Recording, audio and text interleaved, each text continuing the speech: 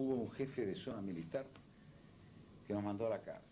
Estuve sin proceso, por supuesto, una detención a disposición del Poder Ejecutivo, ¿no? Y después me dieron la opción. Para mí, el exilio en España fue una bendición, fue una oportunidad de conocer este país entrañable, por otra parte, por muchos motivos, la posibilidad de conocer Europa. Y me traté de aprovechar esa experiencia, ¿no es cierto?, de enriquecerme personalmente, de interesarme incluso por otras realidades, pero nunca dejé de estar emocionalmente en la Argentina. Era difícil de explicar nuestra realidad argentina. Pasaron cosas como lo de las Malvinas. Tratamos de oponernos a esa expedición, ¿cierto?, colonialista que venía a recuperar las islas. Bueno, esto era muy difícil de que lo entendieran, incluso los españoles, a pesar de que tenían su Gibraltar. Son otras los arreglos que tienen desde hace mucho tiempo en relación al problema Malvinas-Inglaterra entre nosotros. Y son Europa. Sí, señor. Son Europa. Sí, señor. Y me parece bien, además, que dentro de Europa ellos depongan sus intereses hasta cierto punto, ¿no?, en función de la necesaria unidad de ese continente. Sí. Nosotros deberíamos imitarlos. La Argentina, usted lo sabe, Hugo Chumbita, es el único país de América Latina que ha tenido y tiene todavía, aunque nosotros desde casa creamos que no, una poderosa clase media, no por lo económico solamente, sino por su nivel intelectual.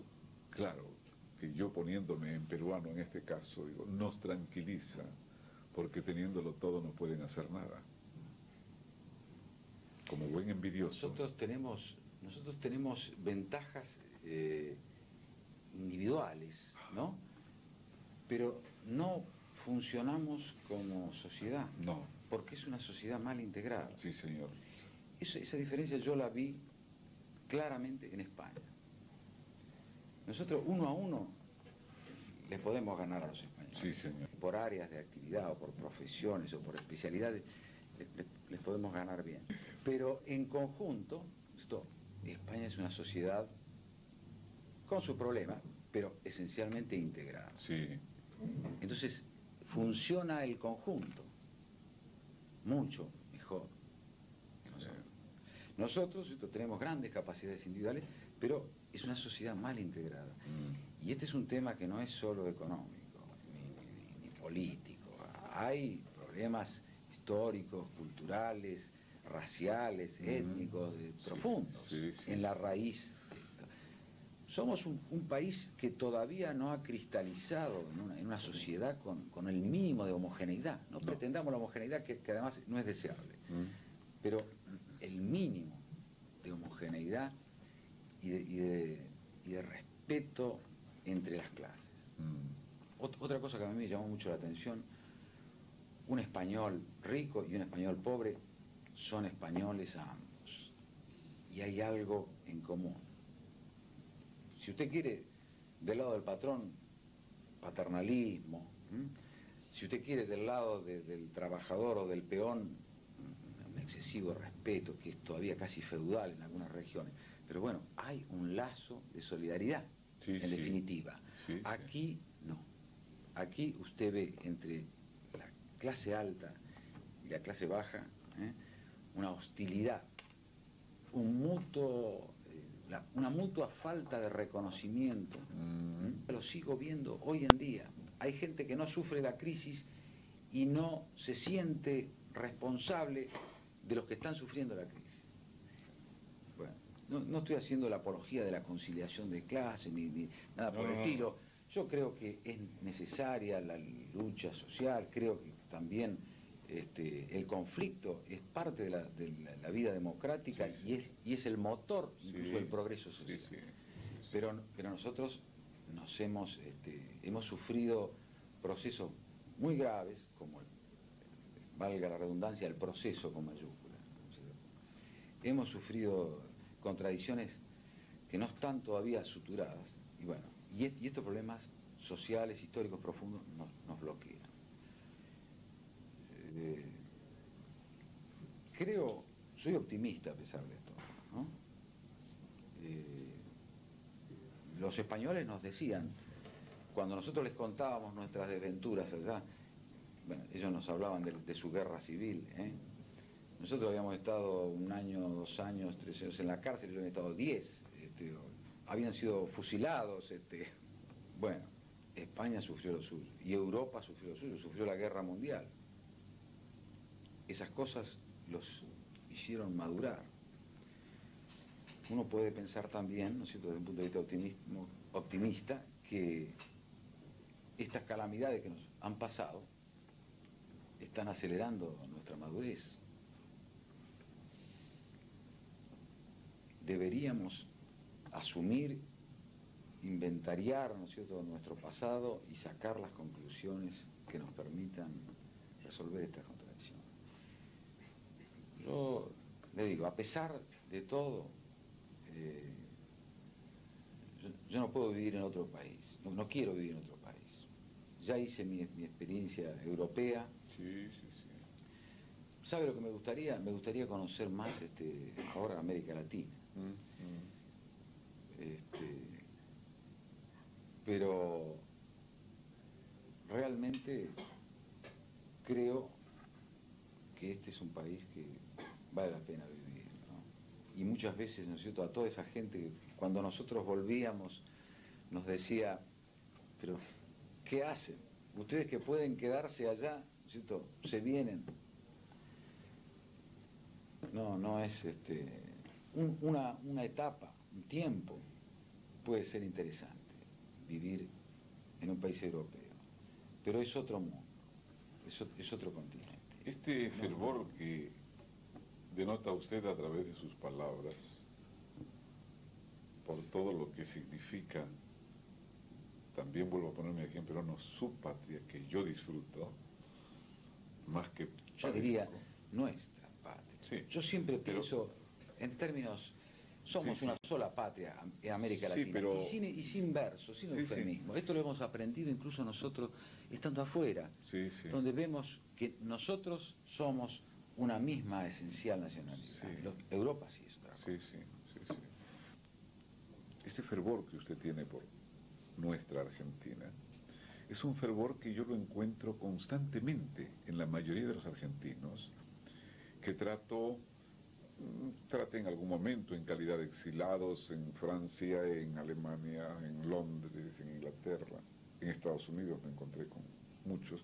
Ahora, en algunos viajes, encuentro a aquellos que se van porque quieren mejorar su vida a través de un bienestar económico y los encuentro desolados, llenos de argentinidad patriótica y deseando venirse a su tierra, y muchos de ellos regañando porque se vinieron, digamos, en el 84, tuvieron que volverse en el 87 porque los dineros que trajeron para invertir en su tierra se esfumaron con las inflaciones. Ellos creían que podían venir a su tierra a vivir y a trabajar con lo mínimo de ganancia, pero a vivir en su tierra, y su tierra los rechazó.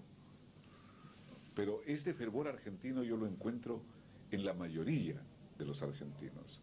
Pero vuelvo a aquello que usted señalaba con precisión hace unos párrafos atrás, y es, ¿qué nos sucede? Que individualmente funcionamos muy bien, e inclusive en el plano internacional, el nombre de Argentina figura como, gracias a los individualistas que tenemos, desde Maradona a los premios Nobel que tenemos fuera, bailarines, un bailarín es unipersonalista, ¿no? Guerra, Grandes individuos, grandes individualidades. ¿no? Tenemos músicos. Piazzolla era un llanero solitario del bandoneón por toda Europa y era una atracción.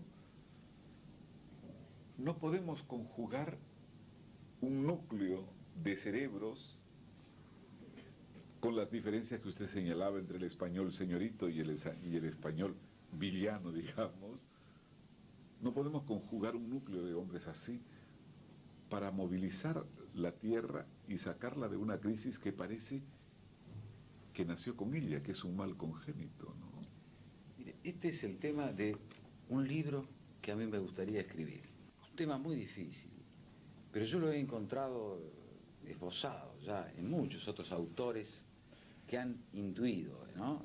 Este drama y han empezado a plantear algunas cosas. Desde Scalabrini y Ortiz, Sí. fíjese, con El hombre que está solo y despierto. Sí.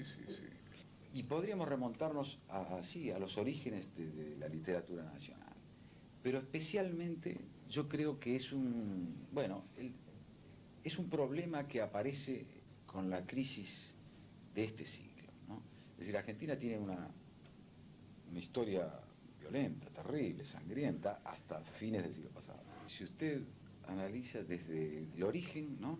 Está el crimen, la violencia, la muerte, ¿no? En el origen de la nación. Y bueno, es un poco la misma historia latinoamericana, se parece en todos nuestros países, ¿no? Hugo, ¿no será, oyéndolo hablar a usted con tanta claridad, no será? Recuerdo que algo muy chistoso oí a unos chilenos una vez hablando de la Argentina. Son los fenicios de América, pero al revés. No son inventores de la moneda, son destructores de la moneda. Entonces yo, oyéndolo hablar a usted ahora, pensaba, ¿no? ¿A qué se deberá? Entonces yo que oigo el retintín desde que llegué a esta tierra y cuando me comencé a interesar por ella, que era ya a mis 12, 13 años, me interesaba por la Argentina, porque siempre quise venir a vivir a Argentina. Mi padre había pasado por acá un tiempo y hablaba maravillas de la gente argentina, ¿no? Pero siempre oía el problema económico como problema fundamental de los argentinos. Yo recuerdo cuando era joven y vine a Buenos Aires. ¿De qué parte es usted? Yo nací en La Pampa. Ah, yo vine a estudiar a Buenos Aires a los 20 años, después de hacer servicio militar. Conseguí trabajo a la semana, después dejé ese trabajo porque conseguí un puesto de maestro. Y con el sueldo de maestro, 20 años, yo me alquilaba un departamento, comía afuera, pagaba mis gastos y estudiaba. Y empecé mi carrera de Derecho. Hoy es impensable para un joven de 20 años venir a la ciudad, conseguir puesto un trabajo fijo a la semana y con ese empleo, ¿no es cierto?, pagarse todos sus gastos, su departamento y estudiar una carrera universitaria. Cambiaron los tiempos y no supimos responder a los desafíos. Pero cualquier explicación así parcial, yo creo, es dudosa, ¿no? Yo creo que hay que trazar un cuadro completo. El problema económico es importante. El problema social, cultural, étnico, histórico. Esa inconsciencia de la clase dirigente argentina que no se hace cargo de su pueblo, ¿cierto? Ni siquiera en sentido paternalista. Hubo una etapa en que esto funcionó y se perdió, ¿cierto? Bueno, ¿por qué ocurre? Acá subsiste una especie de mentalidad colonial. Acá subsiste la actitud del colono europeo, español, que venía a hacer una fortuna rápidamente y no le interesaba a la gente. Más aún, la gente del país eran extraños. Que se quedaba en nuestra tierra por multiplicar su fortuna siempre con deseos de regresar a su origen. Y se iba quedando, y después pero se volvía. No por amor a la patria, sino por multiplicar la fortuna. No se integraba. Bueno, mi abuelo, mire, yo tengo en mí mismo todas esas contradicciones, las he conocido en mi propia familia. Mi padre desciende de criollos, de montoneros federales de la época de La Rioja y de indios. Y mi madre desciende de vascos e italianos. Mi abuelo italiano, que vino a La Pampa, esa es la rama pionera, campesina, ¿cierto?, en La Pampa, se volvió a morir a su pueblo de Italia, a Domodossola, en los Alpes, ahí. Yo fui a visitar su tumba cuando tuve oportunidad de viajar a Italia, ¿no? Y yo pensaba, este hombre no se fue nunca de acá, así como yo estaba allá y no me había ido realmente mentalmente de Argentina. Bueno, este abuelito Pascualín, este, su vida, ¿no es cierto?, estaba cifrada en aquella vuelta a sus montañas. Bueno, está bien, no lo juzgo, y me parece incluso admirable lo que él hizo en América. Pero esto, ¿no es cierto?, nos da una pista de que este país todavía necesita que se sedimente este fenómeno del aluvión inmigratorio, y además uno capta la subsistencia de esa actitud, del colono que viene a esquilmar la tierra. Así es como se degradó incluso ecológicamente el país. Hay zonas, bueno, en mi provincia, en La Pampa. La Pampa es una provincia devastada, ¿cierto?, que tuvo ciclos de enorme prosperidad y ciclos terribles de crisis por la forma en que se esquilmó y se devastó. Era una zona donde media provincia eran montes de Caldén, que fueron talados sin piedad, ¿cierto?, para sembrar. Después eso ocasionó la erosión de los vientos, los medios, se perdieron esos terrenos. Después se recuperaron otra vez. Un fenómeno de luchas, de idas y vueltas. Bueno, pero esto, ¿por qué? Porque faltaba ese amor del campesino por la tierra que nació ahí, que se siente parte de esa tierra, ¿no es cierto?, y la cultiva y la cuida, porque sabe que ese va a ser la tierra de él y de sus hijos y de los hijos de sus hijos. Es como si no hubiéramos concretado el mestizaje, ¿no? El mestizaje, no hubo un real mestizaje, ¿no? Y el mestizaje es conflictivo, no se resolvió, subsiste el racismo, subsiste la actitud así racista, en el sentido de ver al que es diferente, que es un poquito diferente. Ya hay un tratamiento de no reconocimiento como semejante, ¿no? Esto usted lo percibe en todas clases, ¿no? Esta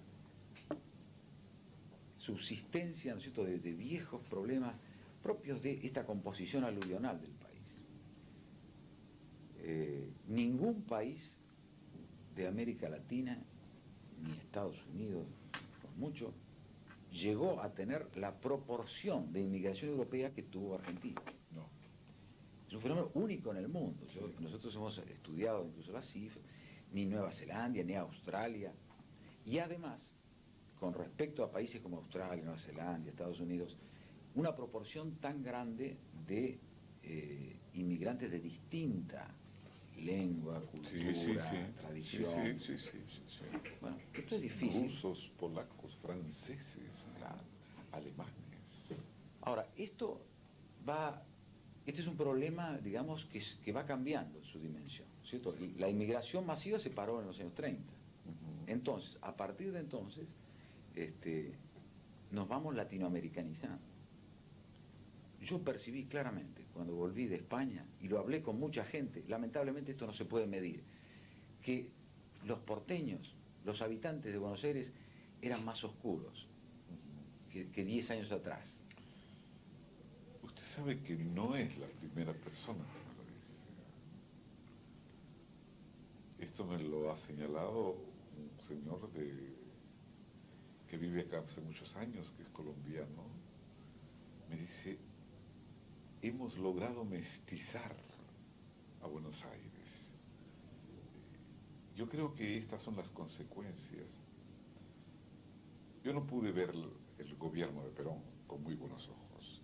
Si bien es cierto que yo no vivía aquí, sino el último gobierno de ya, digamos, este santo varón, porque realmente volvió desencarnado. No es menos cierto que sentía un rechazo, pero hay que reconocerle, y tal vez aquí asome mi actitud de racista proveniente del lado oscuro, hay que reconocerle a Perón algo que tal vez lo hizo por mortificar a esa clase pudiente, virginal, en su rubicundez, ¿no?, tan anglosajona en sus estancias, de traer ese otro aluvión de lo que inclusive los peronistas de hoy llaman la negrada. Perón era mestizo. Claro. La madre de Perón es claramente de origen indígena. Y Perón era un hombre que Mestizó la única ciudad rubia de América Latina. El peronismo fue eso. Fue el comienzo del aluvión, ¿no? Fue la emigración del interior, no sé cómo se dice, pero esto ha continuado y se ha profundizado y hemos seguido recibiendo migrantes. Además, las poblaciones, ¿no es cierto?, mestizas del interior son más fértiles, ¿no es cierto?, que el sector blanco europeo descendiente de inmigrantes. Entonces hay un fenómeno fatal de oscurecimiento del país, de la población. Y yo creo que es saludable y es interesante y nos vamos acercando a América Latina. Sí. Hoy esto también es parte de la integración latinoamericana. Claro. Nos vamos alejando de Europa, vamos asimilando, decantando mejor, ¿no es cierto?, la herencia europea, que es fundamental. Es que el verdadero acercamiento con Europa y los Estados Unidos solamente puede hacerse con identidad. Si nosotros nos creemos los menos latinoamericanos, va a ser difícil que podamos acercarnos con verdadero sentido latinoamericano a Francia. A Francia no le interesa que nos acerquemos con espíritu europeizante o europeizado. Claro. Porque sería una admiración melancólica de un subdesarrollado que por allí tiene alguna pizca de francés o de anglosajón. Este era el drama de Borges, que él decía que su clase, digamos, eran europeos exiliados en América, ¿no? Este era el drama que Borges no podía resolver, ¿no? Y probablemente será difícil para nadie individualmente resolverlo, ¿no? Lo iremos resolviendo con el tiempo. Usted ve la televisión argentina y todos los comerciales se pueden pasar tranquilamente en Francia, en Londres, en Estados Unidos, que serían tal cual y muchísimo mejor hechos que en esos países. Fíjese usted el Pero lo mismo pasa, incluso es más gracioso, en Caracas y en las ciudades centroamericanas, sí, ¿no? Sí, hay una negación, negación de la personalidad nacional. Pero en la Argentina es más interesante todavía porque usted está viendo la televisión y sale el aviso del automóvil, y sale el aviso de la cerveza, y sale el aviso de la crema dental, y sale el aviso del shampoo, y todas son mujeres bellísimas, europeas, 100% rubias, y aparece el noticiero. Y uno de esos sindicalistas que es un hijo de puta de bravío, es prieto con los pelos hasta acá. Es una burla constante, ¿no?, a esta fantasía de querer ser rubicundos. Hay una constante represión. Fíjese, vengo de Córdoba, estuvimos unos días en Córdoba. Hablando con los cordobeses nos contaban la represión de la tonada. Si un chico quiere ser locutor, sí, señor, y hablar por radio, sí, señor, pues tiene que... En Córdoba hay misma. El mismo Córdoba. Sí. Y la tonada en Córdoba, bueno, pues es la identidad cordobesa. Como la tonada argentina. Imagínese usted si le piden a un argentino que no hable como argentino, se pierde, ¿no? Bueno, hay una serie de mecanismos que todavía siguen funcionando, ¿no? De autorrepresión de la identidad, de despersonalización. Sí. Hay que ver cuáles son las causas y hay que reflexionar sobre estas cosas para tratar de abrirnos. Esta es la responsabilidad de los medios. Hoy en día ustedes, ¿no es cierto?, quienes hacen, ¿no es cierto?, la comunicación, sobre todo la televisión, ¿no es cierto?, son los que tienen el diálogo con la gente masivo, que antes tenían quizá los escritores, los periodistas, ¿no? Hay que pensar, por ejemplo, el Martín Fierro, sí. Bueno, en su momento fue un libro que lo leyó todo el pueblo. Hoy son los comunicadores sociales los que llegan hacia la gente. Hay que buscar la forma de que los medios estos no se olviden de aquí, rescaten. A solas. Y también hay una responsabilidad de los Ahí intelectuales. donde si la palabra no se la utiliza para hechos concretos, Los medios la palabra no será más que nada envasada al vacío.